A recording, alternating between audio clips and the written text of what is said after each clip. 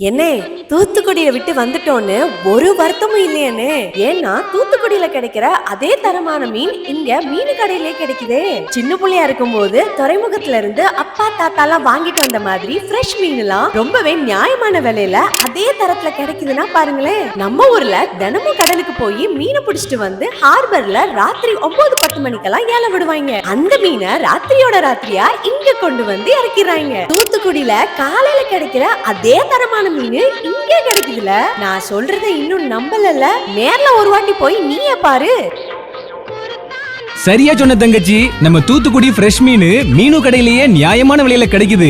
எல்லாத்துக்கும் மேல கடையை சுத்தமா பராமரிச்சு தெர்மல் பாக்ஸ்ல ஐஸ் டிஸ்பிளேல வச்சு வியாபாரத்துக்கு FSSI தர சான்றிதழ்லாம் வாங்கி நம்பிக்கையோட பில் கொடுத்து விக்கிறதால இவ்வளவு பேர் மீன் வாங்க வராங்க. தரமில்லாத மீனை வெட்டவும் விற்கவும் மாட்டோம்னு சத்திய பிரமாணம் எடுத்துட்டு கடையை நடத்துறாங்க. நம்மளும் 4 பேர்கிட்ட இதை ஷேர் பண்ணுவோம் தங்கச்சி.